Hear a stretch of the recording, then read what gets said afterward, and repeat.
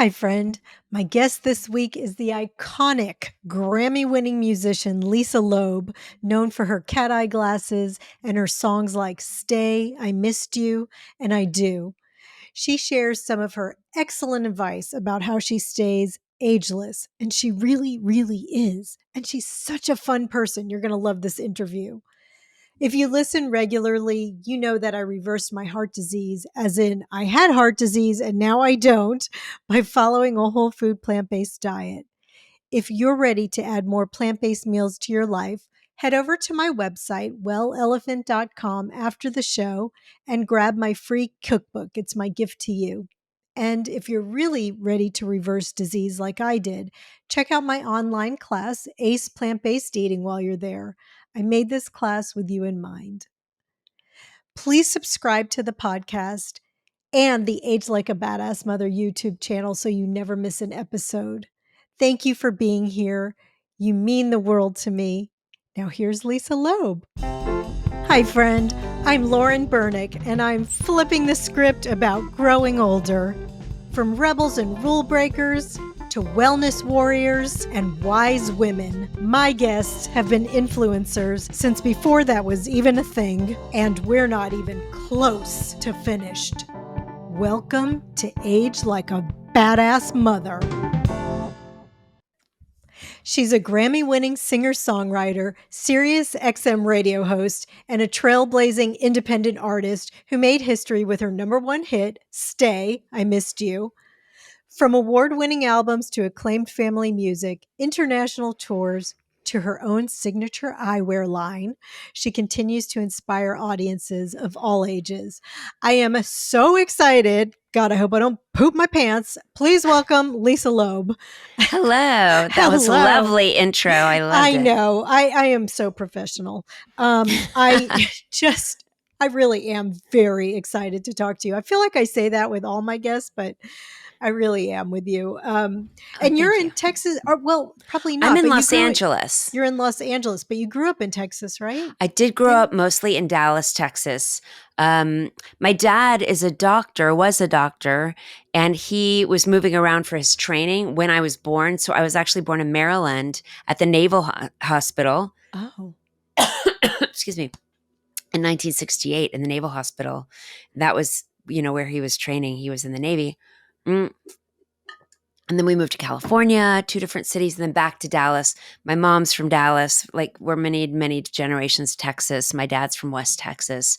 So that's really where I grew up. Because I grew up in Houston. Oh. And I'm in Austin now, actually.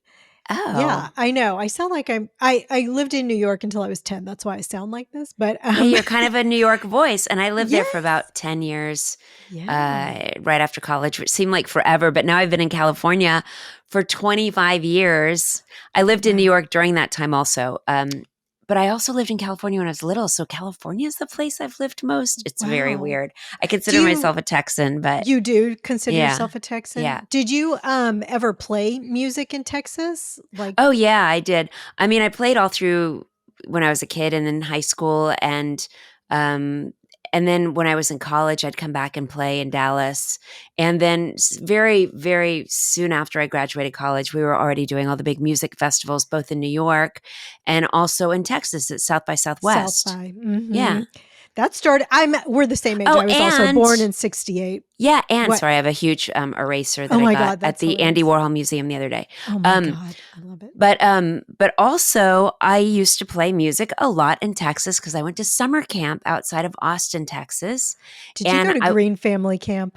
I may have gone there once, but I went to Camp Champions mostly. Camp Champions. Okay. And I played a lot of music. That was really where I really sunk into kind of my friend Almadal showed me how to play some songs on guitar, and our counselor played, and it made it something I wanted to do. It was a way to be really social. Everybody gathered around and you play songs. We'd make up funny songs and skits. It was the early Saturday Night Live days. And so we liked to be like them. And I just played a lot of music for fun, for performance, for gathering round. I even made a summer camp record called Camp Lisa based on these experiences, but I played a lot of music back then. So for people who don't know, Lisa has these iconic cat-eyed glasses, and she has her own eyewear line. Lisa, what is it? Lisa Lisa Loeb Loeb eyewear. eyewear, and it benefits your foundation so that you send kids to camp. Well, the Lisa Loeb Is it, eyewear doesn't. it Lisa doesn't? Loeb eyewear is Did its I just own make that up? business. Sorry. Yes, Lisa Loeb Oh, eyewear is I'm its just own making shit up. business, Okay. and no, it's okay. But I do have Camp Lisa Foundation to send kids to summer camp separately, and I do specific projects to benefit it. I sell coffee through a company called Coffee Fool, coffee beans, a blend that I put together with them, and that all the proceeds go to send kids to summer camp. All the proceeds of the sales of my record, Camp Lisa, go to the Camp Lisa Foundation. And then whenever I can, like when I was on Name That Tune, I won $60,000. Wow. And I work closely with an organization in New York called Scope. Summer camp opportunities provide an edge because they found that kids who go to summer camp actually do better in school as well and in life. I put together a show in New York years ago when Camp Lisa came out, and I tried to get a lot of adults, comedians, actors, to do kind of a variety show about camp.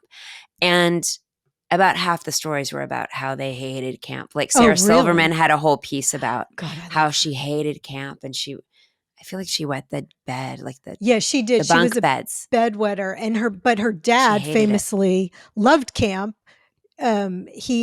I just watched her special, and she was talking about, her dad that she called Schleppy, or everybody called him Schleppy. Like he still had his same friends from camp from when he was like a little kid till the day he died. I mean, you make friends. Oh yeah, we also made a musical called Camp Capuana that played off Broadway in New York and in Florida at the Ann Arsht Center.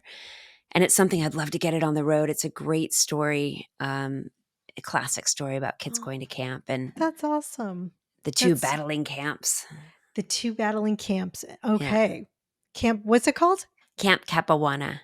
I got to get it on the road. I got to find somebody who can help us get it on the road. I'm going to make a note to self. Good. One of my 7 zillion notes I have on my desk. I know, that's me. Do you have like Post-its everywhere?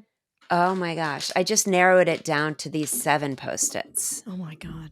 But I have Post-its everywhere. I have Post-its on the back of my door with all my $1,000,000 ideas. I've got, I even included it in a lyric in a song that says, it's called This Is My Life is the name of the song. Yes, and it says, I just was listening like a to prayer on a Post-it note that I forgot I wrote and left behind. I just watched the video for that with the big Jenga, and it's a great. Yes. That's off one of your latest albums, right? Mm-hmm. It's off of my most recent grown-up record called Grown Up, and A then Simple Trick to Happiness. And then your most recent friendly album is with the Hollow Trees. That's what it's all about, right? Yeah. Okay. So if you have kids, check that out. Okay. So I want it. Or grown-ups. But we'll talk that's true. It's actually, that's what it's all about. Has a lot of songs.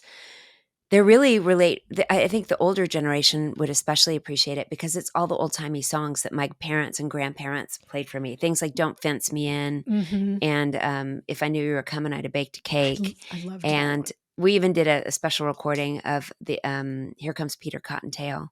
That's like a bonus track. But there's all these old-timey songs that I thought were kids' songs when I was growing up. Yeah. Exactly. And, I wasn't going to talk about this right away, but since we're kind of on that subject, I was looking at your, well, first let me ask you, you won a Grammy for Feel What You Feel, which was, I guess, a children's. Yeah, it was a kid's record. And so I was listening to that, and before I even listened to it, I was like, oh my God, just the name of it, Feel What You Feel, reminds me of Free to Be You and Me. Yes, 100%. And I went down that rabbit hole. I was like, wait, oh my God, I forgot about Free to Be You and Me. I wanted to go listen to some of those songs. So I started listening. Lisa, I started crying. Yeah. I was like, why am I crying? Listening just to gave me the chills. Yeah. Yeah. Listening to Free to Be You and Me. So I listened to that. I'm like, why are you crying? I don't know. Maybe it reminded me I was a little bit lonely. I was an only child. That album was such like a savior for me. I'd just be listening and dancing around my living room. And, then I thought, wow, Lisa's like, like this generation's Marlo Thomas bringing this. I started listening to your album, Feel What You Feel. And of course, you know what I'm going to say, I think. Crying? You You're you crying? had Oh, you had the remake of the Rosie Greer, It's All Right to Cry. And I was like, yes. oh my God, with Craig Robinson. I was Yes. dying watching that video. It was so good. You guys have to watch this. First of all, I mean, bravo, because this is such a good album. You Thank deserve the you. Grammy for it. But was that your It inspiration? was. It was funny because I made my first children's record was called Catch the Moon, and I made it with my freshman roommate from college at Brown. We had a band together for like 6 years, and she went off to become a really well-known children's artist, and she makes beautiful children's music. So when I had the opportunity to do an album that was different from my grown-up records, I wanted to do a kids record. I was really inspired by Really Rosie, the Carole King children's record, and Free to Be You and Me. The record we made was not a record like that, but it was a beautiful kids record called Catch the Moon. Then the next one I did, I wasn't sure I was going to make more kids music, but I ended up making Camp Lisa, because again, that was like music from my childhood, and I wanted to share it. And it's really, again, all ages. And I didn't make kids music at the time because I had kids. I had no kids. I'm a very nostalgic person. I liked my childhood. I loved especially my younger childhood, and I wanted to live in there and make music like the stuff that I was listening to. So I made Camp Lisa, which also has if you listen to it, the production is it just feels like an old episode of Sesame Street or Zoom, where there's different segments and different things sound more in the room and different things are more produced, but it sounds like that 70s music. And then I went on to do a record that was, I finally had kids and realized that they liked nursery rhymes when I played them in concert live. That's what they knew was the ABCs. And Amazon asked me to make a record. So I made a record that was all of the like 35 nursery rhymes. I made my next record was Feel What You Feel. And I really was trying to get that Free to Be You and Me, trying to figure out what stories do I want to tell, and bring different people into the project. And one of the people I had met years ago and had been meaning to work with them forever was Craig Robinson, who you mentioned, who you know from The Office, and he's in TV Oh, he's commercials and everything. and tons of shows and everything. And we were friendly, and so I asked him to sing on a song called Feel What You Feel, which is this fun and funny, but it's a great song. And I thought, this would make a great companion piece to It's All Right to Cry. And then I Yeah. can literally bring back, you know, I can literally bring back the record that we all listened to growing up. And Craig was the perfect person to sing it because he's got this warm, beautiful voice. And I had no we got to idea. sing it together. He also plays piano. Yes. And so it made a great companion piece. And we literally got to include it in our record. Yeah, I was really surprised to see him playing piano and singing. I Hmm. had no idea. I mean, you guys know him from like every single comedy that's ever Yeah. been. And I think you nailed it, Lisa. I mean, I was just thinking like somebody's going to be crying 40 years from now or 50 years from now talking to somebody else about Lisa's album Feel Your Feelings. I mean, you really did deserve to win a Grammy for that. Oh, thank you. Oh my God, I just remembered I made two other albums What? before I made the nursery rhyme. I made What'd you make? two books that came with albums for Barnes and Noble. One's called The Disappointing Pancake. It's a silly sing-along book, which was also sort of summer campy. And another one was called Movin' and Shakin', which was a collection of songs. Um, oh my gosh, I love those records. You can find all of the music from those records wherever you find music. And then I made 3 records for Amazon. And then I made this most recent record. Gosh, I've made a lot of kids' You've records. made a lot of kids records. I used to love those sing along, like the books with the records Yes, before. and that's what we wanted to do. We did it with Yes, CDs. Uh, it was an interesting time. It wasn't the perfect time to put that out. It'd be great to do it now, where you just scan a code and right. you But can I do stuff. used to love that. That Actually, was that another reminds me, thing. I should put it out where we do it again. But you scan the code. See, Yeah. I'm putting Make things another down. Post-it note. I know, re-release books with Re-release books scan with oh my God. with I'm QR code. glad we could be of service. Thank you. Okay, I want to talk about, because this is one thing that I loved so much, was your show number one single with your Mm, mom. I yeah. think I wrote to you that I don't remember if it was a bride or a babe. So for people who A don't know, baby. it was Oh, a it was both. baby, I think we had a both. bride and a babe. But it was your mom. I don't even know. You like your mom One and of your the sister episodes. trying to Yeah. help you find a mate. This is the Yeah. early 2000s, right? Yeah. Yeah. A reality show. And I remember it was like a bride or a baby. And your mom's like, Lisa, look, look. And you're like, what? What do you want me to do? Steal her? Or Yeah. I it know. was so It's funny. a typical, some moms love to nudge you to like, when are you gonna get married? When are you gonna have kids? You're like, I know, I'm trying. Like, what do you want? I did end up getting married in my 40s, when I was 40, and having my kids in my 40s.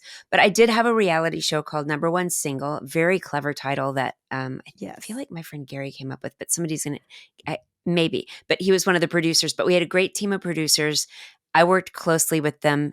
I had a TV show on the Food Network with Dweezil Zappa, who I was dating at the time, and it Yeah. was a reality based show, but really we worked with chefs and different people and restaurants and all these things to show. It was kind of like reality show meets cooking show, and it was a little rough because we were the producers, but sometimes some of the other producers might go to the network and present the edits before we had a chance to go through them. And both Dweezil and I were very detail oriented. Yeah. Because that was a little bit strange, I might appear in an episode of the Food Network show being like, "Oh, an egg, what's this?"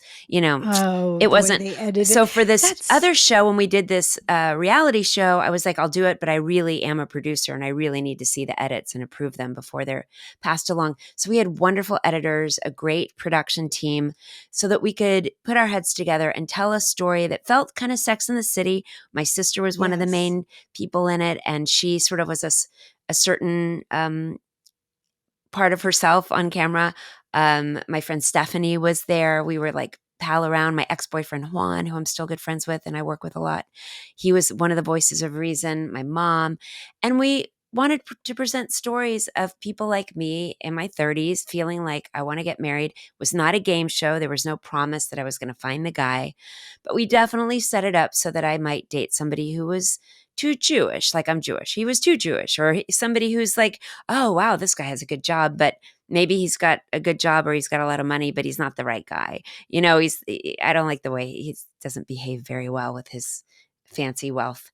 And so we set up situations and really tried to edit it and put it together so that we could tell a story of how it feels to be someone who's looking for a partner in life. Yeah. And that's what we did. And I'm glad it resonated. And it was Oh a God, it was lot of so work. It funny. was a short run. It was a lot of work. I'm Um, sure. I don't It know. was Reality shows are a hilarious. lot of work. Yeah. I mean, I can't even imagine, but well, let's go back. We kind of skipped over your actual number one single.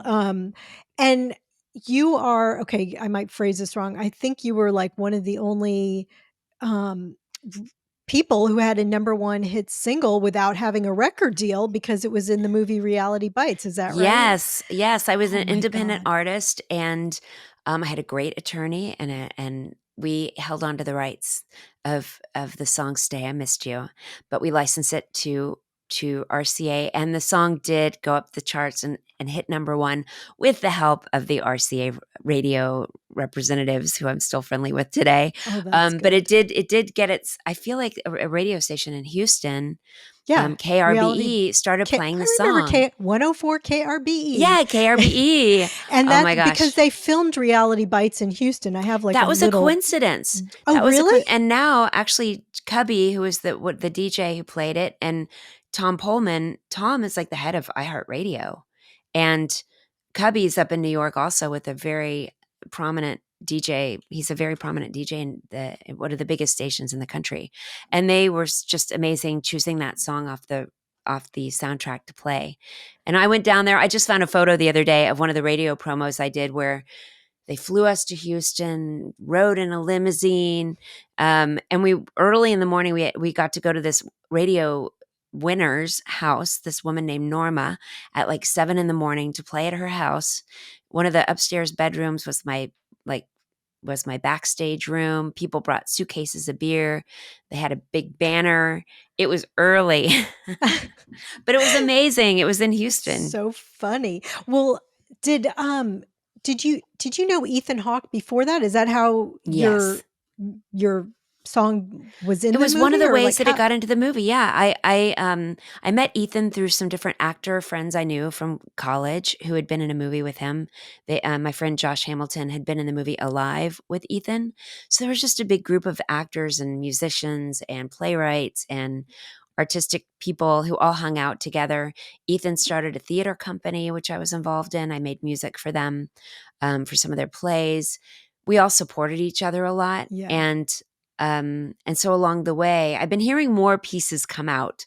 I think of it as that the song got onto the soundtrack in a certain way. But I was talking to my friend Amy, who used to manage Ethan's theater company, who told me the other day when I was visiting her in Georgia. She said that, "Gosh, how did it come about?" I, it, Along the way, I feel like I thought that I had already submitted a tape of my music because Ethan asked me for some music. But Ethan had actually asked me to write a song for his character in the movie. But a lot of people were asked to write that song. And Dave Pirner from Soul Asylum, his song got in the movie as Ethan's character's song that he plays with his band. But then I was sort of on the radar, and Ben Stiller and Stacey Sher and a bunch of people who were involved in making the movie came to see me play at the Wetlands because they were supposed to be meeting with U2 in Ireland, but that got canceled. And then they came to see me play. And then I thought they already had my music, but I think after they saw me play, they asked for my music. But then anyway, it's a long story, but Ethan passed the music along to them, and they decided to put the song in the movie. And Ron Fair from RCA Records decided to put it on the soundtrack.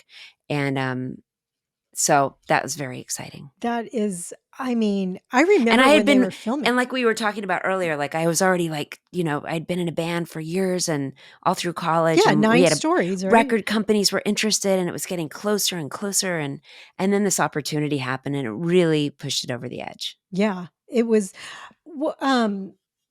where were you when you found out that you had a number 1 hit single song? Do you remember? Oh my gosh. I was probably in my apartment in New York City on Christopher Street. Were you by And that yourself? was not where I lived with Ethan, but it was probably with my boyfriend at the time, Juan Patino, who was also my co-producer. We made these records together, and we Yeah. made my first few records together. Now he does a lot of the photography, a lot of my promotional photography on the cover of albums. But so I was probably with Juan because we had this great system. This guy, Skip Bishop, who I mentioned, the head of radio promotion at RCA, he was the greatest guy. He still is. I'm still friends with him. And he would call every week. I feel like it was Tuesdays. There was one day a week he'd be like, "Lisa, the song is going up the charts. It's going to be number 8 this week." Or, it started. And each week we would check in with him. And so that's where we found out. He told us it's going to number 1. Oh, that's so exciting. And you said that you lived with Ethan, but you meant in the same apartment building, right? Or Across the near each street. other? I lived Across the across the street, street from not him. what you That's what I weren't meant. living No, with not Ethan with. Hawke. Sorry. I lived Um, across the street. yeah. Well, I remember so I lived in Houston at the time. Like I said, we're the same age. So what were we, about 25 at this Yeah. time? Yeah. 25. And I remember I was in such a odd profession at the time. I worked at a dating service when I was in college. This is pre-internet, of course. Really? And then I bought this singles magazine from Wait. the What is a dating service? right. It's exactly. It's like you make a video and you have a little bio that goes in a folder and people come in because remember, there used to not be internet. So you'd Yeah. have to go to a place, look through the binder, pick somebody out, go watch their video, then, choose them. They had to choose you back. It was just very archaic. Well, Oh I my mean, God. I I guess love that's it. what you did. Yeah. It was like the And analog version of what you do now. exactly. And so they bought a singles magazine and I ended up buying it from them. And somebody was scouting the area in Houston and they called me and they said, "Can we use your singles magazine in this movie, Reality Bites, with, we just want to have it on the coffee table." And I was like, Mm-hmm. "Yeah, of course, sure." And later I started I was, oh no, actually earlier. I think I was about 20 years old. I was doing sketch comedy at the Comedy Workshop in Houston, and Janine Garofalo was doing stand-up comedy, and she became my friend there. And Oh so, my like, I had this little gosh. tie because she was in that movie too, Winona Ryder Yeah. and Ben Stiller and Did you Ethan like Hawke. And go to the set or get to like, no, like no. I wasn't really friends with her anymore by that Right. point. Right. Like But you were I friendly with her on the comedy scene. That's so right. cool. And So when that movie came out, of course, I like couldn't wait to see it, to see if my magazine was in there, which I never saw it. But also, I just was like, oh my God, this movie is hysterical. It was so of the moment of that Mhm. time, you know, it really was. Um, and so so when you found out, what did you, that you had a number one single, did you, did I ask you, did you go out and did you celebrate? What'd you do? I think we were just, like, enmeshed in serious promotion mode. When the song was going up the charts, I was playing radio festivals, I was traveling around the country.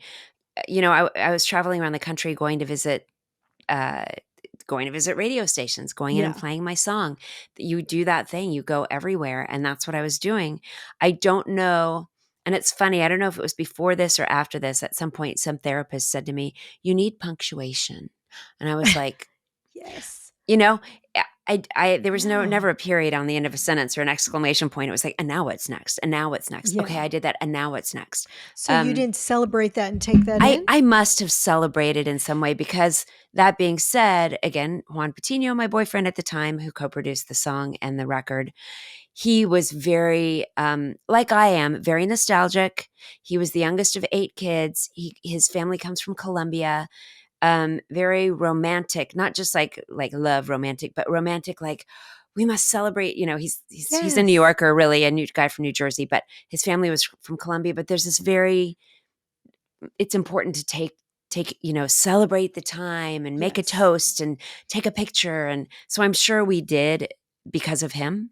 Yeah. Um, for me, I'm always like, okay, I'm very businesslike, and he had to explain to me at that time that to get off the phone, you can't just say like, okay, great, thanks, bye. You have to be like, well, it was great to talk to you. I know you're really busy, and well, yeah, well, you're busier than I. Why don't you get off the phone? Like there was a whole like softer way to do things, and uh, so Just we business probably like. did celebrate in that way. And Yeah. since then, um, I try to have punctuation. Did you celebrate when you won a Grammy? Yes. What did Luckily, you the do? Grammys are set up for that Yeah, because you that's win a Grammy, and we were in the pre-televised part, which is where the majority of the Grammys are given out. Um, we went to the Grammys, and then there are parties, and we got to celebrate with parties. And then, so it was all built in. yeah. I'm trying to remember. And again, my memory, I know. I I somebody can show me. Somebody can write a comment when this is posted, saying like, "Don't you remember we had a party for you at a place?" And know. Right. so that may have happened, but I feel like the big celebration was you have these big photo shoots backstage, and you see Tony Bennett and Reba McEntire, and you're going around meeting all these folks and talking to them, and you're in the parties, and you're wearing the fabulous dress, and it's a really glamorous thing. And leading up to it was a lot of parties and events as well. Yeah. So I feel like it was just a celebratory So you did. time. Yeah, I think so. That's good. So are you not a big celebrator, or I am. I'm just because like a you wrote a busy book bee. about it, right? No, You I'm a co-wrote a busy book, bee. I'm a busy Cherry bee. Bomb. Yeah. Oh, How to be Cherry the Bomb. I was interviewed in that book. Oh, I did okay. not I write thought that you book. co-wrote that. How to be No, the no, perfect hostess. So I was like, man, I no, thought you were like a big celebrator. no. I need to be reminded to celebrate. I'm a person who comes home from a big event. If the Grammys were in LA that year, I probably would have come home and in my dress unloaded the dishwasher with my Right. eyelashes on. Like that's Okay. just, That would have been me I'm too. like, I'm But feeding the cat. I'm yes. I'm trying to remember if there's any videos I need to make to advertise something I was supposed to do while I have my makeup on. Right. I'm that's You got to slow down, Lisa Loeb. I know. I am. That's part of what I do. That's what you do. You're trying to That's what slow I down. do. You do Ish. Not slow down, but ish. just like take advantage of the elastic nature of time. Oh, what does that mean? Like just So that enjoy like when it? you're yeah, or just as much as we tell our kids, like, when kids are dysregulated, uh you're supposed to take a break. Hmm. Um so I do that a lot. I let Okay. myself sit and do a crossword. I try to Yeah. remember, oh, yeah, I was working a lot this weekend. I should spend some time sitting around Yes. today. That's Or, good. take a breath, all the stuff. I do all the things. I And meditate. I walk you outside. I do? smell the flowers. I meet up with friends. I try to more and more. Because that's how you seem. You seem like you do that because you have I a, try. even though you're talking about your, how I wouldn't say frenetic pace, but your fast paced life, Yeah. you have a lot going on. You do seem like the kind of person that has the energy of somebody who stops and meditates and does things, on with intention. So I know you do. I think you do more. But you Yeah. mentioned crossword puzzle, and one of the things when I was researching you that I thought was so fascinating was that you collaborated to do like an original New York Times crossword puzzle. You contributed the puzzle. Yes, I got to help. This was a That's really crazy. amazing time. I got an email from Will Shorts, who's the editor of the New York Times crossword puzzle section. That's like a huge rock star in my world. And he emailed me asking if I would collaborate on a puzzle. And I was like, immediately said yes. And so he paired me up with Doug Peterson. And Doug is a professional crossword writer. He does all the crosswords when they had, I don't know if they still have it, but on the Southwest Airlines magazine. He did all those crosswords. He did Yes, they tons of do. crosswords in the New York Times. Uh-huh. And so we sat at my kitchen table. It was like writing a song, and we got to work together. And I got to write a crossword. And I got to Oh meet my Will god. Shorts. He came to my show, and Deb Amlin, who writes the crossword column in the New York Times, came to my show. And I just was like, wow, this is like a serious That's backstage pass. damn This is exciting. amazing. So Mhm. Oh my god. Well, okay, taking a sharp switch here, but we didn't talk about your husband, how you met him. Is it Roey? Rowie, Roey. yeah. How'd you meet him? He actually was looking for a host for a TV show he was trying to create. He was working with Conan O'Brien at the time. Um, and through our attorneys, and also this gal I was working with who's like a brand So agent romantic. person, We met through our connected us. attorneys. I know, connected us because he was looking for a host for this Food Network type of show that he had created. And I had hosted a Food Network show. I had just finished doing my reality show a couple years, or maybe a year or two earlier, and about dating. And he hadn't seen that. But we met up to talk about his show, and I watched his pitch reel or whatever on a DVD, and I thought, well, he's funny and he's cute. I also thought at the time they said he was a writer for Conan O'Brien, so I was like, what? Like, that's a really funny show and really clever. Turns out he wasn't a writer for Conan O'Brien. He worked in production there, but he still was very funny and clever. And so I met up with him, and then non-dates turned into dates, and then we ended up getting married.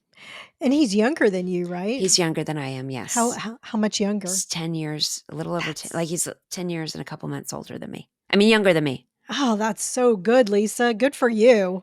That's Man, just the way it that's how it happened. worked out. I And how know. old are your kids? My son just turned 13, and my daughter just turned 15 and a half. She's 15 and a half. That's Yeah. crazy. It's Yeah. crazy that you have kids that age because, like I said, we're the same age. I have like a 32-year-old, a Yeah. 31-year-old, and a I've got like a 25-year-old. 35-year-old album and I've got like 20 some odd, like I've got a million albums of all ages starting from 1990, That's right. That's Yeah. what you were doing. That's Yeah. unbelievable. I think that's cool that you have kids that age, though. It kind of keeps you young, I think. I mean, It does. It can. It gives you perspective. I think when you're an older parent, it gives you yeah. perspective, and it also really, I've often felt kind of ageless in a way. Um, Although I still am also very aware of age. I'm such a nostalgic person that I'm aware of like, oh, that person had one of those leather purses that was like laced up the side and embossed and painted. Yes. That person used to listen to this music or use this hairspray at a water Y bottle. I know, Um, I was but cracking her like water bottle, for those of you who are just listening, it is looks an Aquanet It can. looks exactly like an Aquanet It's can. I had to have it. hysterical. But like, so I'm very tied to age and what it means in the nostalgic sense, like where you're from and what you were doing and what was popular at the time or unpopular at the time. But when Yes. it comes to my own age, I feel always sort of ageless. Um, that being said, I do think about age, especially lately as I'm getting older, because I realize that I don't have forever. And as young as I feel, I'm like, oh, wait a minute. Some people at this age, they slow down in their work or they do these girlfriend trips or they, you know, I don't know, to spend their time differently. And I realize, oh, wait a minute. If those are things I want to do, um, I need to get to doing them. Yeah. I mean, you really are ageless. You honestly look exactly the same as you did 30 years ago. Mm, Honestly. I mean, you do. well, And not what so exactly, but thank you. what what what do you attribute that to? Your I ageless, think just your attitude? mostly, well, it's funny. I think clean living. And also, it's funny. I found this on my desk. This is like the worst, the ugliest post it note I could have ever seen. And you can't read it because it's coming up backwards. But I tried to come up with a little phrase and it kind of says it well. It's mellows. Like these things will mellow me out. If I move, I love exercising. I just do. I've been doing light strength training, not like but like the light strength training, usually about twice a week. I do it with a trainer or I do it on my own. I've learned so many things about my body, stretching, um, undoing some of the stuff I did when I was working out incorrectly, like always looking for great people to help me understand how to work out for my body, challenging myself at my own, challenging myself. But regularly, I take tons of walks. I love walking. So move, eat well, and I do eat well, which for me, I've spent a lot of time on food and eating. Like a lot of people from our generation, there was a lot of dieting Oh and yeah.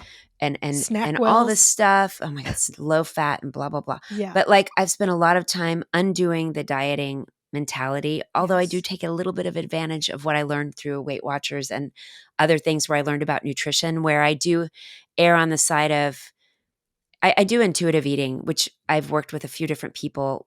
I literally spent a year learning about being hungry and learning about being full and just Oh, eating what I like, stopping when I'm full. If I don't really know what I feel like eating, or there's not something that I'm supposed to be eating in front of me that everybody's eating, I err on the side of something that's like on paper healthy, some right. salmon, but I do like that food too. But I eat what I like, and I find that I'm fuller because of it. A piece of pizza and some broccoli, uh, I don't know, some fried shrimp and some steamed rice. Because I have high cholesterol or I do try to take some of the medical advice in mind, less fried food. My brain is getting fuzzy. I really want to know about sugar and the brain. My doctors say, don't worry about it. I don't, but anyway, but generally I eat well. I eat a lot of tons of like, especially when I go to Texas, they're like, why are you eating the garnish at the burrito place underneath the salsas? I'm like, it's kale, you It's know, kale, it's um, yummy. I eat a lot of vegetables and I drink a lot of water. I don't drink very much alcohol. It doesn't always agree with me. Like it just makes me tired and Yeah. I drink coffee. But anyway, I eat well, love. I try to do things I love. My pets, my kids, my family, do things that I love, be with my friends, you know, find that love. Learn. I love learning and reading. And I try to find that balance, which I'm never finding exactly on the internet, the rabbit hole of like Yeah. learning and exploring versus, oh my gosh, I've been sitting here for an hour and I'm going to be in Brazil getting a facelift next week. No, I'm just kidding. But like, those rabbit holes you end up down. Yes. But I love reading and listening to podcasts and learning. I love organized. I need to stay organized. I it's a process. You things build up, you realize, oh, I got to go through this, but staying on top of things.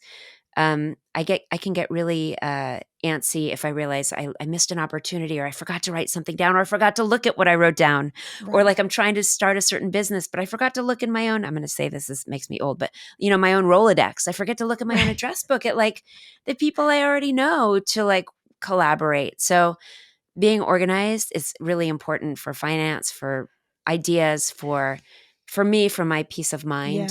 Yeah.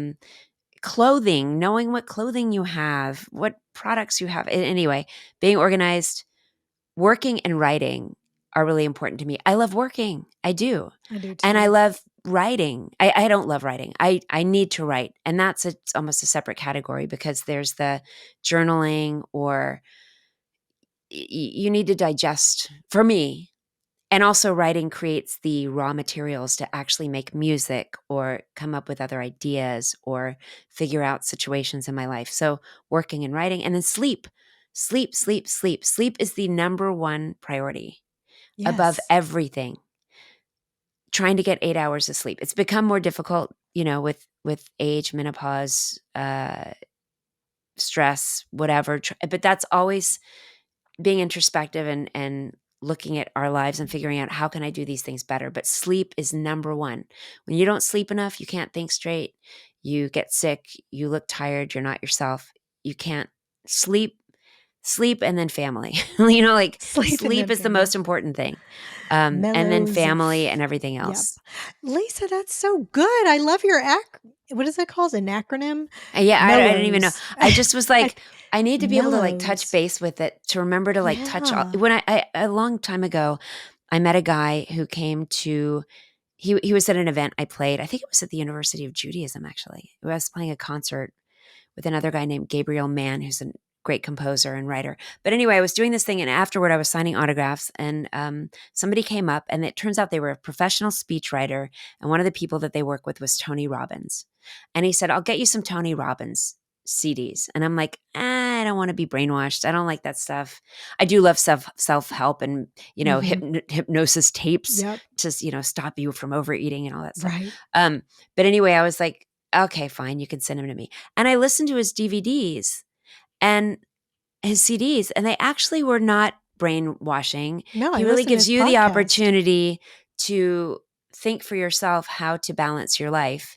And through Tony Robbins and a number of a million other things, I realized you can categorize your life in different ways, and you kind of need this balance, and it changes a lot. But knowing what you need, I think, is a great place to start.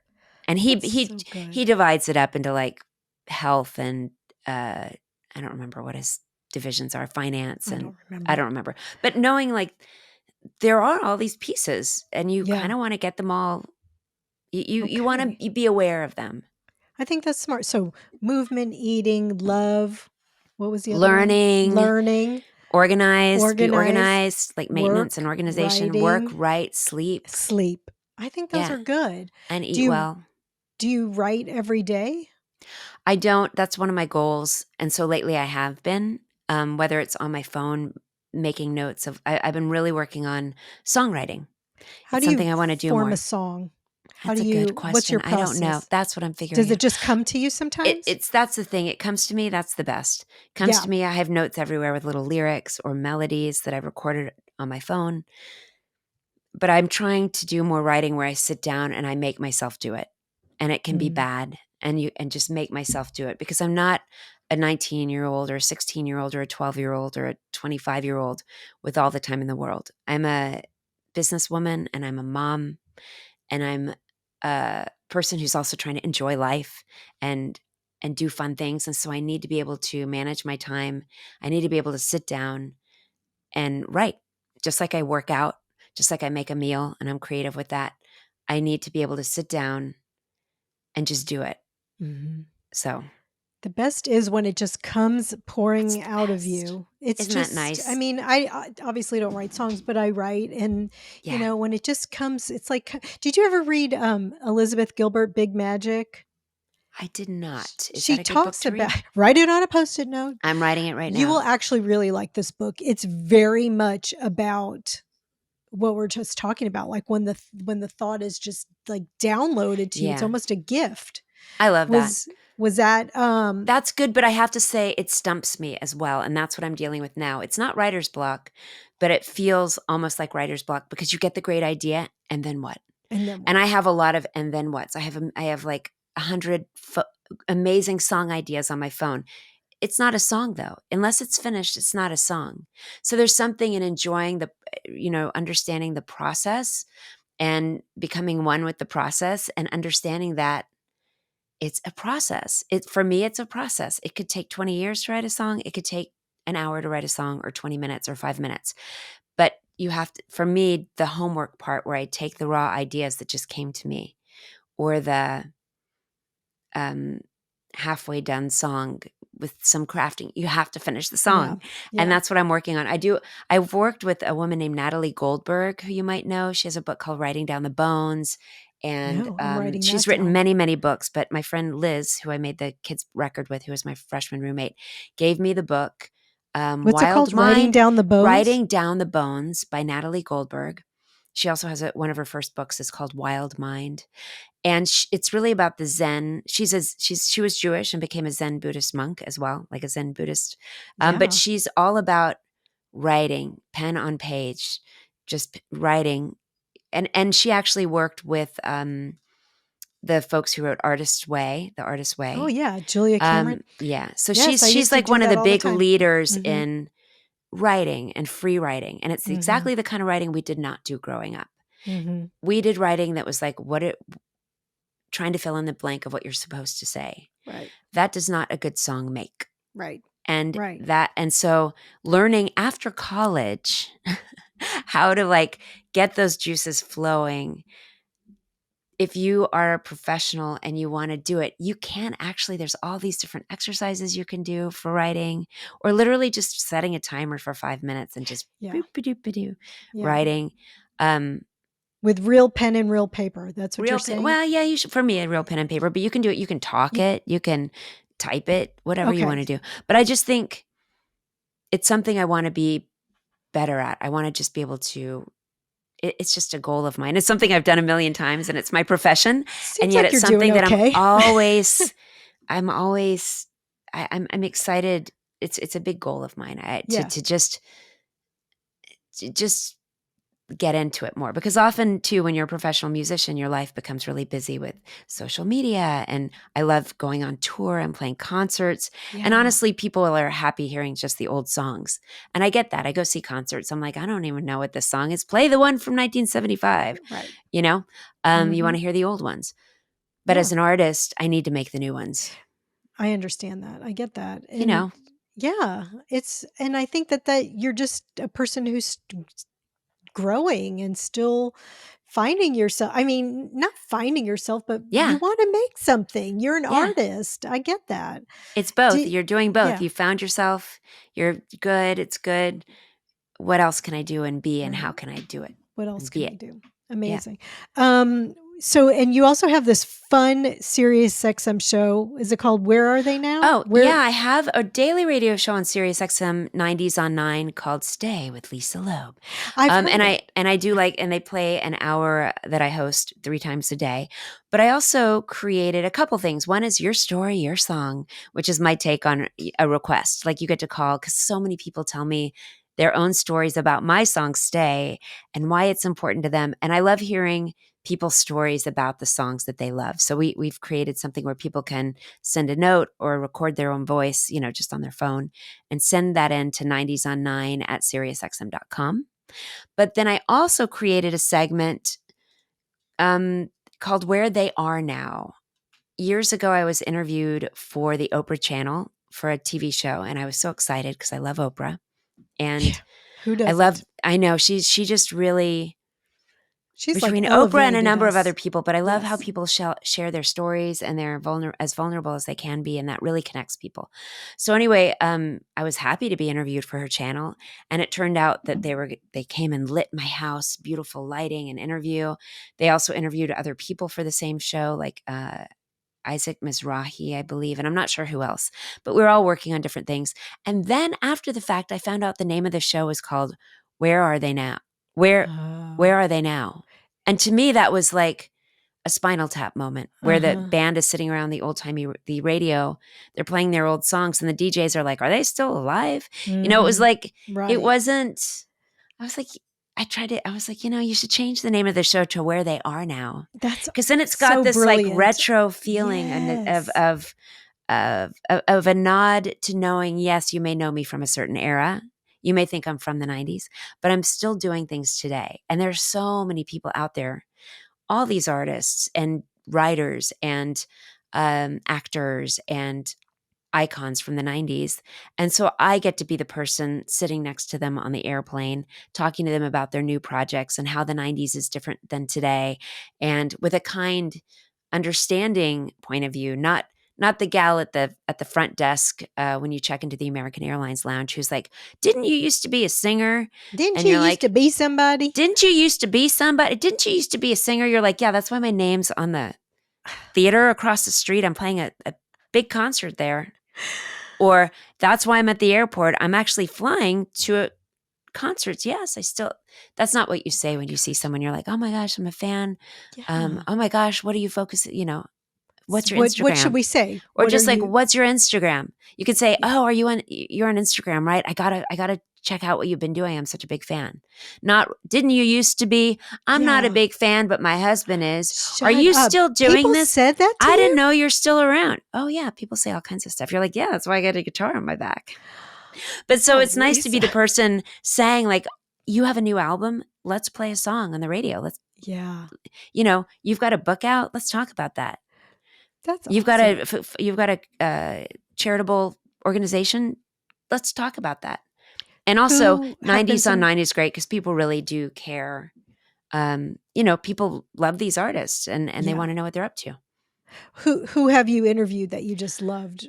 Weird Al Yankovic, Leanne Rimes, oh my gosh, so many people. I just did an interview with both John Popper from Blues Traveler and Robin from Gin Blossoms at the same time. Those were two Oh yeah, they're separate. on tour Yeah, together. I've interviewed so many people, and it's just you. I get to hear about people's lives, what's important to them, what they're making now, what they used to do, what their relationship is with their older work. And as a mom, and as a producer, as a songwriter, as a touring performer, as a fellow Lilith Fair performer, as a musician, we have so much to talk about. So Mhm. that's the thing that probably just makes it a little different than maybe other people who do interviews. Yeah, I bet you come with such an angle, not an angle, but just an understanding of, all those things that you just mentioned. I'm sure that makes you such a good interviewer. It's Do fun, and you it's also very serious, but also funny. Like Yeah. musicians tend to be very serious, but also uh, they're funny.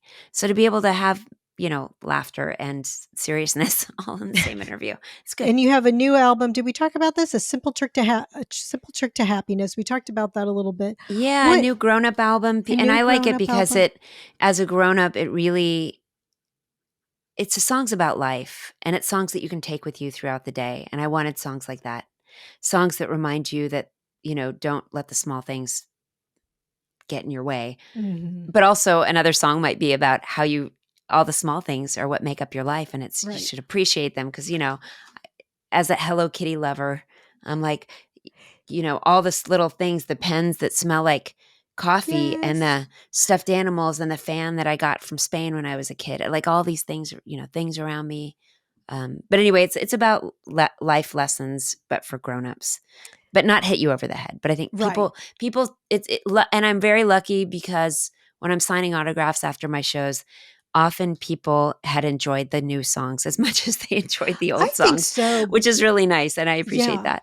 I've Um, really enjoyed all the music that I've listened to, just in getting familiar with it for this interview. And I'm like, wow, Thank because you. I had that whole same thing of like, I loved I Do and I loved Yeah, Stay. the And, couple of songs you might know from the radio, yeah, and then what else? Life is, how much time do you have? but yeah, but you've made a million songs and they're Yeah, all really good. thank You you. are a prolific songwriter and artist, honestly. What's your favorite concert you've ever been to? Ah, that's so hard. It's hard, Um, right? well, I went to Live Aid in the 80s Are you in kidding? London. That was Oh, amazing. I did go wow. see Diana Ross the other night, and she was amazing. Oh, She was amazing, and I love her songs so much. I love the old stuff. I love the disco stuff. She played new songs that she wrote with her daughter Rhonda, and great. It was great, and it was sparkly, and it was beautiful, and it was just you didn't even notice the time going by. yeah. Um, some concerts, you're looking at your watch, you're like, should we leave now? Is it time to get our car from parking? I don't want to get in traffic. I don't But wanna she hit was traffic. amazing. But Oh, going to Live Aid was unbelievable. wow. Unbelievable. I mean, I got to see Bowie. I got to see who I'm a huge fan of, a lifelong fan of Bowie. Um, Yeah, I you got to did a tribute see to him, Paul right? Young. Mhm. I covered one of Bowie. I love covering Bowie songs. Paul Young, Elton John, who I had seen in the '70s, which was an amazing concert. But Elton John with Kiki D, Oh my god. Elton John with George Michael, Queen. I mean, we've seen it all. We've seen this, but Yes. I was there. Oh, that's I was crazy, studying, I Lisa. know, I was studying theater and when in high school, and I'm a huge music fan, and I was playing music and writing music in my dorm room at theater school, and I was like, guys, we got to go see this concert. And we got on the tube and we bought tickets on the street, and we went in and we saw all these bands. And I mean, the energy and the quality and the excitement, and I mean, That's the best answer I've ever gotten. I mean, nobody else has said they've been at Live Aid. That's insane. They're doing a whole like retrospective on it now, I guess, yeah, I need to look because because I guess is there's it a big it's an anniversary. anniversary. Yeah, What is big it, like anniversary. 30, Well, it 35 was years? 1985, so 85, It's 95, 40 years? 2005. Shut up. I know. I was like 15, Yeah, 16. that's 40 years. Yeah. Ugh. Mhm. Damn. Yeah. Damn. That's amazing. Okay, that's you win. Best answer. It's kind of crazy, right? Do you have a best piece of advice for aging well? I mean, you kind of gave us a Sleep. bunch. Sleep. Sleep. Get sleep. And just enjoy your life. I do think it's everything together. Just enjoy your But I mean, life. some of the basic stuff, like just don't, you know,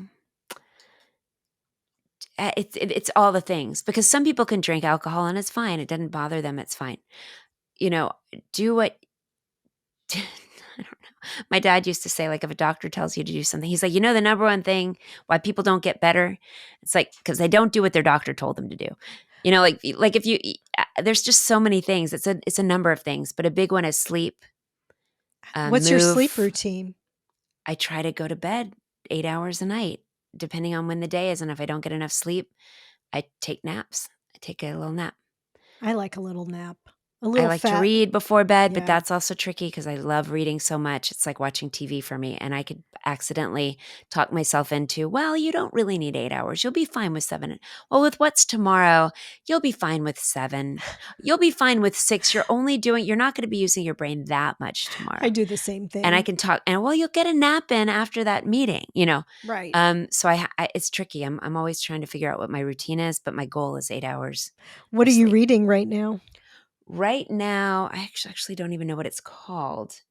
It's by, I'd have to go, wait, let me see. I read so much Oh, and so it's fast. Hold on. okay. Lisa's going to get her book.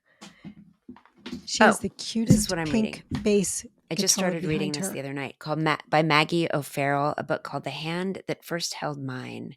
She's the one who wrote a book called Hamnet, and she's an amazing author. I've And never I even read heard a of bunch her. of her books. I also Maggie love O'Farrell? Maggie O'Farrell. I also read Elizabeth Strout, who I love. I love, I started reading Colin. Wait, now I have to look his name up. I have to look at my Libby app. Also friends, lots and lots of friends. You gotta be with your friends. Yes. Be with people who make you feel like yourself. Try not to be with people who don't make you feel like yourself. Yes. Colin McCann is McCann. amazing. The new Frederick Backman book is so good. I don't know. Is He's this like fiction amazing. or nonfiction? This is fiction. Frederick Backman just wrote a book called My Friends, but he's famous for A Man Called Ove. Oh, that they yeah, made yeah. into a movie called Right. A Man Called Otto. Yes. The original book, A Man Called Ove, is I amazing. read the book. I've read the book. I've seen both movies too. Yeah, so his That new was book, amazing. My Friends, is amazing. And I listened to My it, Friends. which was unusual, but it was a great book on tape. I'm writing all of this down. Audiobook. I love Wally Lamb is amazing. I He haven't has read his new book yet. Oh Yeah. my God. What was the one with the twins? Everything I Know, or I Know This Much Is True. I Know This Much Is True. Oh my God. That was that book just tore me up. That was crazy. I read that a million years ago. Yeah. I love to read also. Do you have just well, you've given us a lot of advice. Do you have like a favorite health or beauty product? I have a lot. One of the ones, I have to, the one that came to mind first was Elta sunscreen. I love it. I wear it daily. They have one that has a little moisturizer in it. I think sunscreen's supposed to be good for anti-aging. I think so. It's just, you don't age as much. Yeah. what else do I love? I have a whole list of products that I love. I've got a whole list of products, but Elta, sunscreen is really Yes. good. That's so good. Are your parents both still alive? My father passed in March. Oh, I'm sorry. Unfortunately, he had been struggling with dementia for a few years, and that was really, really hard. And he was a doctor, and he retired late in life. And so, yeah, that was my father. And my mother is still alive, and she's very youthful. Yeah. Yeah. So what'd you learn from watching her? Um, I I think it's just she acts ageless, like she's always interested in things. She's really involved with her family, her friends. Um, Sometimes she says, I like to do one thing at a time, take things slowly sometimes. Oh. Also, one thing I learned a lot from her is leave no stone unturned. And that could be difficult because you could spend too much time going down rabbit holes and doing too much research. But there have been so many cases where, because I asked one more time, or I asked someone else, or I did get the better room, or I did get that application in, even though the post office was closed, or I did get, I don't know, you did meet a musician, you got backstage to meet a musician that you really wanted to, or I don't know, that's a silly example, but No, I think going this is all the great way, don't be like, advice. okay, Don't okay. accept that as an answer. Just keep going. I love Do your best that. to keep going and In a polite way, in a like in a polite friendly way. way. Yeah. But I think it's really important. That's something that's always helped me. It's funny too, Yeah. because I think of it a lot in the music business. There's so many autobiographies I've read, not written. Right. And so many of them are about breaking the rules and being someplace they weren't supposed to, and asking just one more time, and sort of banging down those doors, or secretly banging down those doors. And I think that's, again, it's hard to know when to hold them and when to fold them. But to have that instinct of wanting to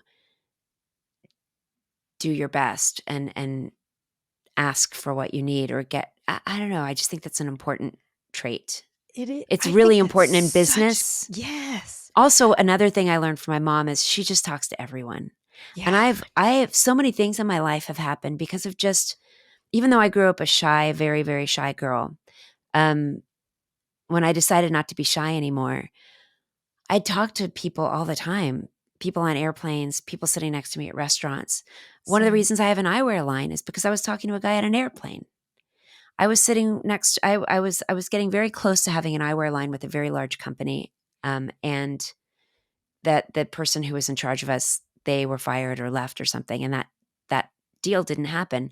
But I was on a plane from Israel through Italy to the US, and I was in coach, and I was not wild about that. I was with my husband to be, and I was not super happy about it. I wasn't like, big bratty about it. I was just like, we should have gotten, but we were in like coach plus, and we were sitting next to a very, very tall, slightly older man. And we started talking to him. And it turned out he was a retired teacher whose current job was designing eyewear displays for mom and pop smaller companies. And so I explained that I wanted to have my own eyewear line, and I showed him some examples of a print ad I had done, and that I was actually a musician and I was known for my glasses.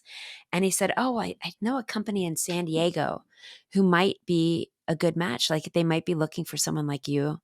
Their company's been growing, and he connected me with them, and that's how I started my eyewear line. Wow.